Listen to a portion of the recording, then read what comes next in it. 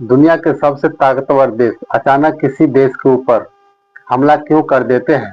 इसी साल 28 फरवरी 2026 को जब अमेरिका और इजराइल की मिसाइलें ईरान के आसमान में फटी तो दुनिया को बताया गया कि यह परमाणु बम को रोकने के लिए है। क्या यह सच है या फिर इस बार भी खेल वही पुराना है, तेल का खेल?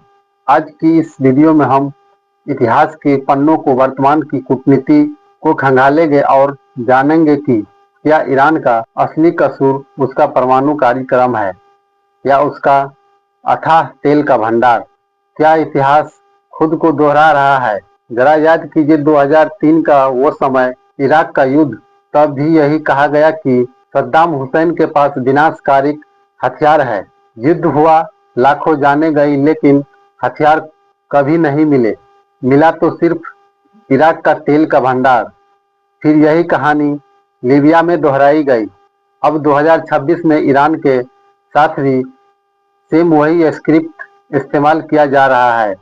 अमेरिका का कहना है कि ईरान परमाणु बम बना रहा है, लेकिन IAEA जैसी संस्थाओं के पास भी कोई पुख्ता सबूत नहीं थे। तो फिर इतनी जल्दबाजी में हमला क्यों?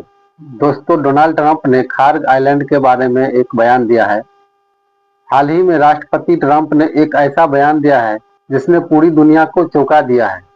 उन्होंने कहा कि अगर ईरान नहीं मानता है तो वे तेल के कुओं पर कब्जा कर लेंगे, खासकर खार्ग आइलैंड, जहां से ईरान का 90% तेल निर्यात होता है।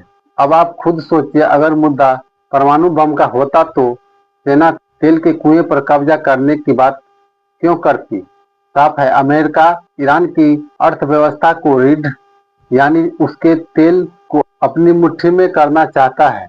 दोस्तों, हमारे और आपको समझ में ये नहीं आता है कि अमेरिका ईरान के साथ ये युद्ध क्यों कर रहा है। इसके पीछे बहुत बड़ा राज है। समझ लीजिए कि ईरान का ये युद्ध 50% है और 50% युद्ध चीन का है, क्योंकि चीन 90% लगभग ईरान से तेल खरीदता है। इसलिए अमेरिका को नज़र में ये चीज बहुत दिनों से खटक रहा था, चीन को हानि कैसे पहुंचाया जाए, क्योंकि अमेरिका चीन से डायरेक्ट युद्ध नहीं करना चाहता है। लेकिन इस युद्ध के पीछे सिर्फ ईरान नहीं बल्कि एक और महाशक्ति है जिसका नाम है चीन। चीन अपनी ऊर्जा की जरूरतों के लिए सबसे ज्यादा ईरान पर निर्भर है।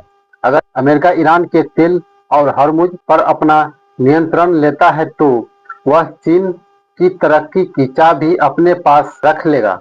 यह असल में चीन को आर्थिक रूप से कमजोर करने की ग्लोबल चाल है, जिसमें ईरान एक मोहरा बना हुआ है।